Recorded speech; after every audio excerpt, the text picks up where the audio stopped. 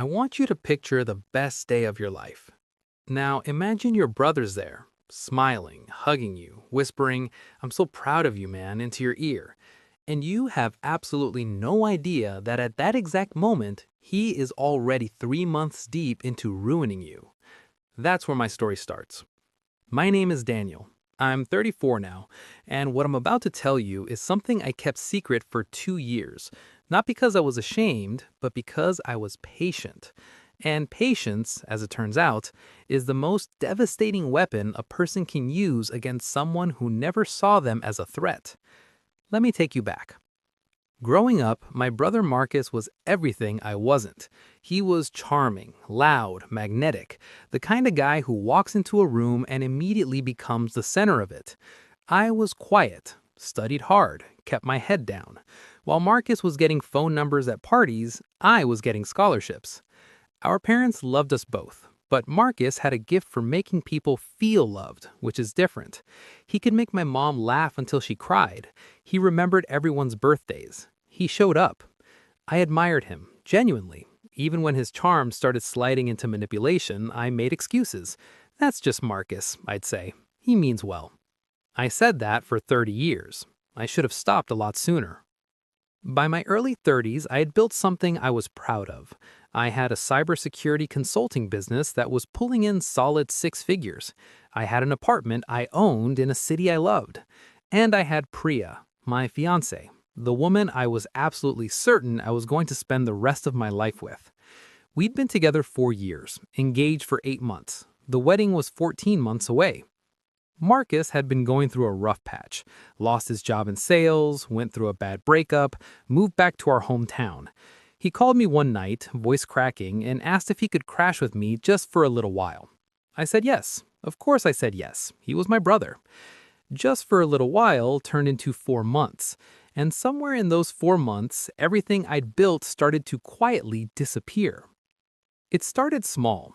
I noticed a charge on my credit card I didn't recognize, a hotel booking in a city I hadn't visited. I called the card company, chalked it up to fraud, got it reversed, moved on.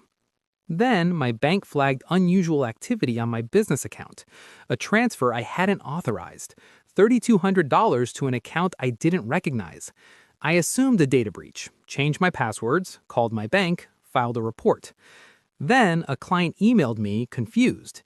He'd received an invoice from my company requesting an updated payment method, a different account number than usual.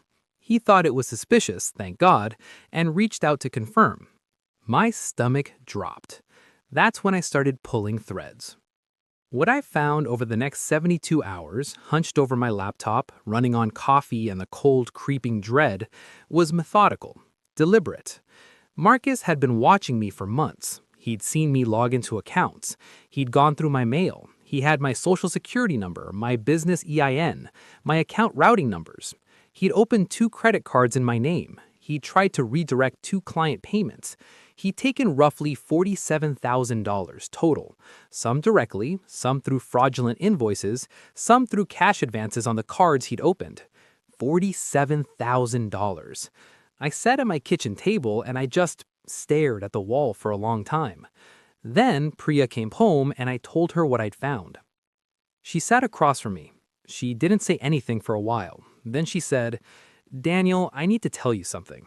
I remember the way she said my name, too careful, like she was handling something fragile. She said, "Marcus and I have been talking a lot while you were traveling for work, and I think I have feelings for him. I want to be honest with you about what that moment felt like. It didn't feel like rage, not yet. It felt like the floor had just quietly opened beneath me, and I was in free fall, and the world above me was getting smaller, and no one was reaching down." "How long?" I asked. She looked at the table. 3 months. 3 months. The exact amount of time Marcus had been living in my apartment. I didn't scream. I didn't throw anything. I know that's what people expect, but that's not how I'm built. I asked Priya to give me some time alone. She left. I sat there until it was dark outside. And somewhere in that darkness, something in me went very, very quiet. I made a decision. I was not going to blow this up tonight. I was not going to call Marcus and lose my mind. I was not going to file a police report yet. I was not going to do anything that would tip him off. Because here's what I understood, maybe for the first time. Marcus had always underestimated me. My whole life, he'd looked at my quiet and mistaken it for weakness. And that was exactly the advantage I needed. So, I waited. The first thing I did was call a lawyer and a forensic accountant, privately, using a phone Marcus didn't know I had. I documented everything, every transaction, every fraudulent account, every redirected invoice. I built a file so airtight it would have made a prosecutor salivate. I let Marcus keep living with me for another 3 weeks. I acted normal. I watched football with him. I laughed at his jokes. I let him think everything was fine. One night he said, "You seem good lately, Dan. Happy." I told him things are coming together, and I meant it in ways he couldn't imagine. Then I asked him to move out, calmly, with a made-up reason about needing my space back before the wedding. He hugged me on his way out, told me he loved me. I hugged him back. That night, I filed the police report. But here's where I need to tell you about the next part. Because the legal process is slow. Investigators need time. Evidence needs to be processed. Marcus wasn't arrested the next morning. It took months. And in those months, I watched him. He and Priya were together now, openly. He'd moved into her place. He was posting on social media, living his life. He even launched a consulting business, using templates, contacts, and frankly, an entire framework he lifted from watching me. Let me tell you how deeply satisfying it was to document every bit of that too. My lawyer found that 3 of his new clients were actually approached under a business name that was confusingly similar to mine, close enough that people might assume it was affiliated. That added trademark infringement to the pile. Meanwhile, I quietly reached out to every one of Marcus's new business contacts. Not dramatically, not accusatorily. I simply introduced myself, mentioned that there seemed to be some confusion in the market about our separate companies, and offered a call to clarify. In those calls, I let the facts speak for themselves. One by one, Marcus's new clients drifted away. He didn't know why. He just knew things weren't working. I watched his LinkedIn posts go from confident to confused to desperate. 11 months after he moved out, Marcus was arrested. I got a call from the detective on the case, a woman named Rodriguez, who had been meticulous and fantastic throughout the whole process. She told me they'd picked him up that morning. I thanked her, hung up, sat quietly for a moment. Then I called my mom. This was the hardest part. My mom is 67 years old. She already lost my dad. Marcus was her sunshine child, the one who made her laugh until she cried. What I had to tell her that day was the kind of thing that ages a person. She went silent on the phone for almost a full minute. Then she said very quietly, "Did he know what he was doing to you?" I said, "Yes, Mom, he knew." She cried. I cried too, though I didn't let her hear it. Marcus's lawyer tried to get him a plea deal. Given the documentation I'd built, the DA wasn't feeling particularly generous. He ended up pleading guilty to wire fraud and identity theft. The sentence, 26 months in federal prison, 5 years of probation, and full restitution, meaning he owed me every dollar back. At sentencing, his lawyer read a statement Marcus had written. It was full of the kind of language Marcus had always been good at, emotional, expressive, full of remorse. He talked about his struggles, his jealousy, his darkness. The judge looked unimpressed, sentenced him anyway. I didn't attend the sentencing in person. I didn't need to. I had already gotten what I needed. Not revenge exactly. Accountability.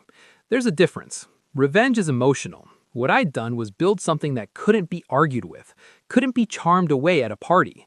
I'd taken the one advantage Marcus never gave me credit for, my patience, my precision, and I'd used it completely. Now, about Priya. A lot of people, when I tell this story, assume I hate her. I don't. What she did hurt me enormously. I won't pretend otherwise. But I also think she got played by someone who was very, very good at playing people. Marcus didn't just steal from me financially. He'd spent months carefully positioning himself as the more exciting, more present, more emotionally available version of me. He had time, proximity, and a skill set built entirely around making people feel special. She reached out to me about 8 months after everything came out. She'd ended things with Marcus when the arrest happened. Her message was long. It was honest. She didn't make excuses. I didn't respond for 2 weeks. Then I wrote back. 2 sentences. I hope you're doing well, and I genuinely mean that.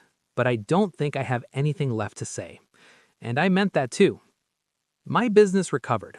Took about a year to fully stabilize. Some clients had been spooked by the confusion Marcus created, and rebuilding trust took real effort. But here's the thing about doing good work over a long period of time. It leaves a record. People came back. New people came. Last year was the best revenue year I've ever had. I don't talk to Marcus. I don't know if I ever will again. My mom maintains a relationship with him. She visits him, writes to him. I don't ask about it, and she doesn't push me. We found a quiet understanding. She knows what he did. She loves him anyway because he's her mother. I understand that, even when it's painful. What I've learned, and I mean really learned, in the bone-deep way that only lived experience can teach you,